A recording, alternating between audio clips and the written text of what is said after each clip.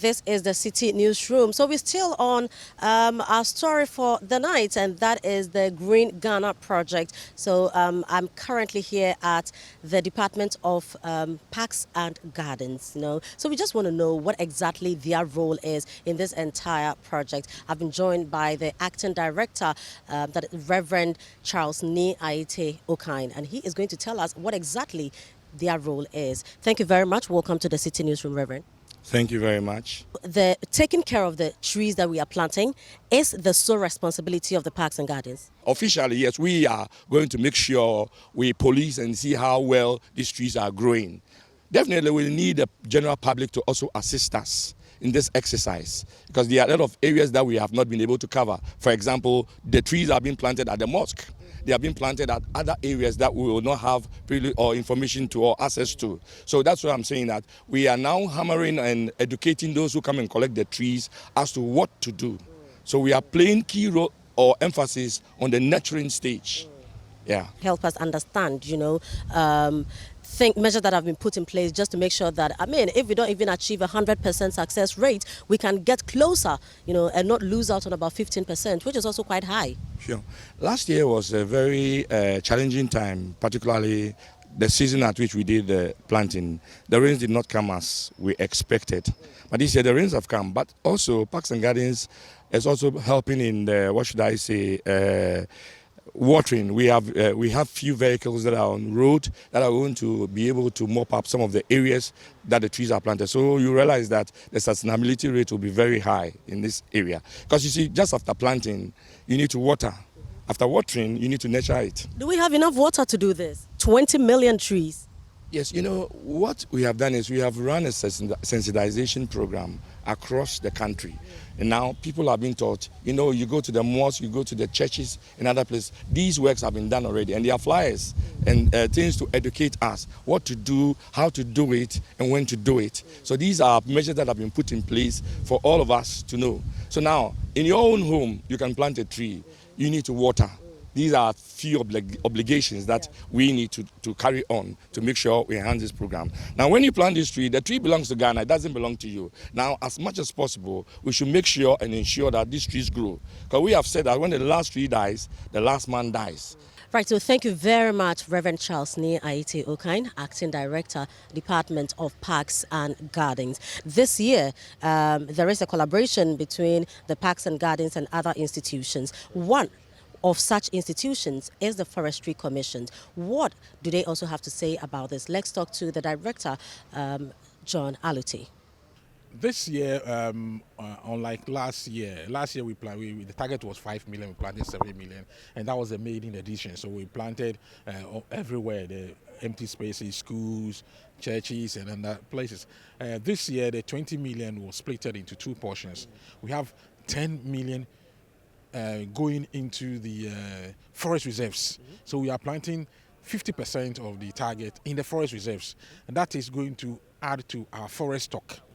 Then the other 10 million is the one that is going around to improve our landscape.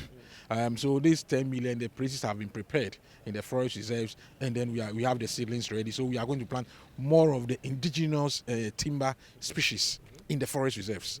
Then you come to the open spaces and churches, and like we did last year, we have the fruit seedlings, we have the ones that we'll use as shade trees, and then the ones that we'll use to decorate our environment. They are more in the cities, but essentially 10 million seedlings are expected to be planted in the forest reserves. So the sustainability of the plants or the trees that we are planting is a collective responsibility on all of us as citizens. However, institutions like the Forestry Commission, Department of Parks and Gardens, and the various assemblies have stricter responsibility in ensuring the growth of these plants. Now, some assemblies have done well in making sure that the plants that we planted last year, grow beautifully. One of such assemblies is Ablekuma West. Now let's hear the MCE, George Cyril Bray, on how they were able to manage and sustain the plants. Initially, there were some few stray animals that were destroying it. Fortunately, we've been able to handle the issues with stray animals by arresting and then getting the owners to come pay and all that. Then secondly, some few drivers who were not, I would say, I wouldn't say were not good drivers, but some were running onto the median and then they would run over the plants. Occasionally you get pedestrians also stepping on a few of them. So we decided let's let people feel and know that there's something there. So the NADMO guys quickly organized some few walnut ties to just secure the plant. As Dean of the MMDCs in Greater Accra, in your movement across the region, how well do you think that the initiative have gone in its first year in the Greater Accra region? Well, seeding problems here and there naturally with every new project, but I think generally the assemblies haven't done badly. And we are hoping, yes, the teething problems would, at least by now, would have learned a lot more lessons about how to go about it, because there was a plan almost every quarter. Every assembly was reporting on how well their plants were doing. A few ones that were having issues, Forestry was giving us some to replace. So naturally, we've learned some lessons now. I think this year, the time for the planting is also good because the rains have already started coming in.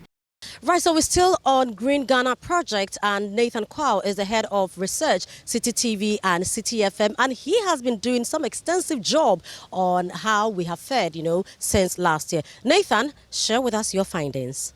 The project was premised on the realization that a lot of the country's vegetative cover, forest cover and forest reserves were depleting. The president spoke last year, it was at a summit in Glasgow, where he highlighted the fact that it had become very important to regrass or grow more trees, because we all know the value of trees to the environment, climate change, to agriculture, doing those type of things.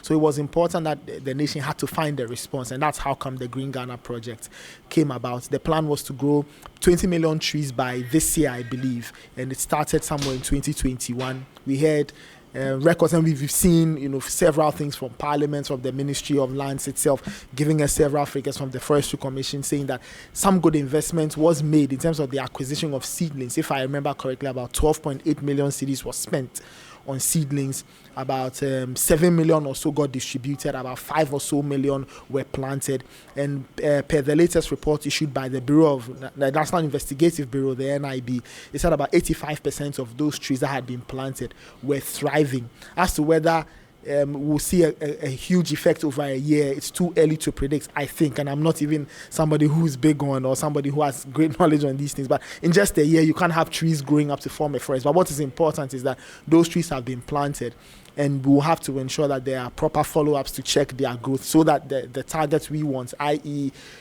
regrowing the forest, increasing our forest cover, and trying to make sure that we have enough forest cover to fight desertification, and of course to combat the effects of illegal mining, because we do know that illegal mining has a strong impact on some of these forest areas. So really that's how come the Green Ghana project came about, and so far that's what has happened, at least from what we've checked and from the declarations of all the agencies or officials involved in this.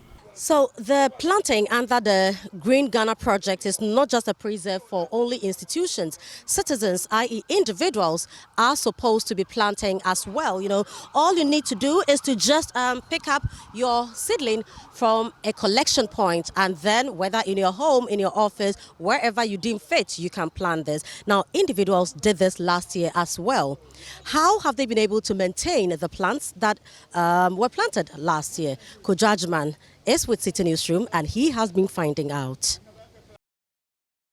In the fight against climate change, Ghanaians were asked in 2021 to dig for victory and plant trees to fight the canker. We are very pleased and happy when we were informed by the National Investigative Bureau, that is the former BNI, that they on their own have done an independent assessment of the Green Ghana project across the nation in every district.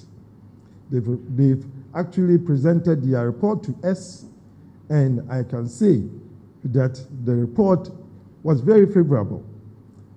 The report states that 85% of what we planted survived. This is the government's assessment of the 2021 Green Ghana project. Some environmentalists who have lauded the project have different opinions. Green Ghana policy in itself, I need to say, is good. But you also ask yourself, to what extent is government being very transparent with the expenditure? If you talk about 12 million cedis being spent on 5 million trees planted, I guess this is just the expenditure they are accounting from their end. The first one passed and went well generally, but what we are calling for is for us to be able to the sustainability of the project, because we plant these trees for a purpose. And so we should be able to have a very clear, sustainable plan to ensure that whatever investment the state makes, in planting the trees, we get the returns that we need for this generation and generations unborn.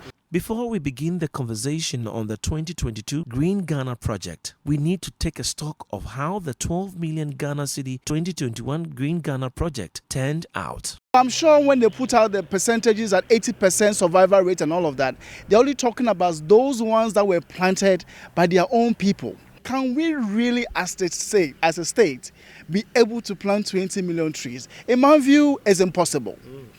We could have gradually upped the target, but not really to 20 million. Unless we are saying that the 20 million is a target for the year. But if it is for Green Ghana Day, 10th June, I have to say it's impossible. If I want to see, for instance, the trees planted last year, how do I see them? We need to really try and change the face of the campaign, so that people can easily point to the trees that we planted.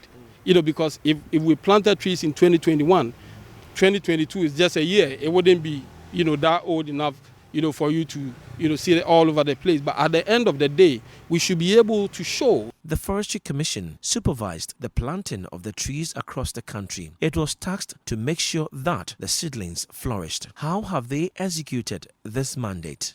We have had collaboration with the various MMDAs. In the Accra region, we have 29 MMDA. So we have had enough discussions and they have received support from them as well.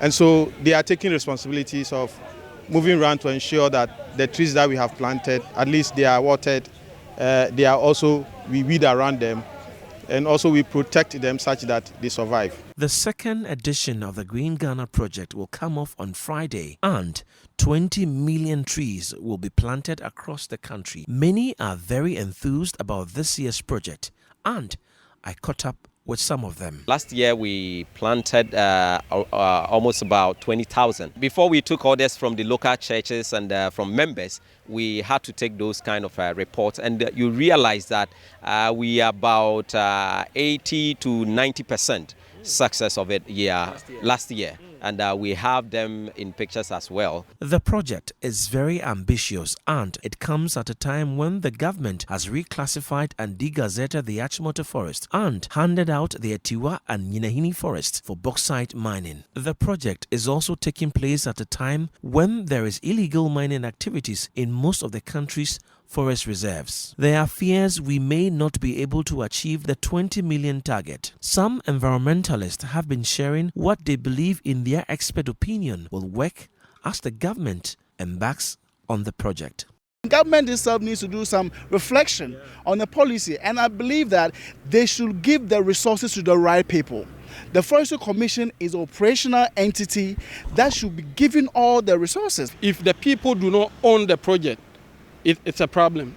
So we need to either let the people own the project or the state itself, through creative means, own the project and involve the people. When Mother Earth is well taken care of, she will take very good care of us. Now, this is the time for us to come together to green our various spaces. If we do this, we will be fighting the negative impact of climate change. I am Kojo Achman reporting for Citi News.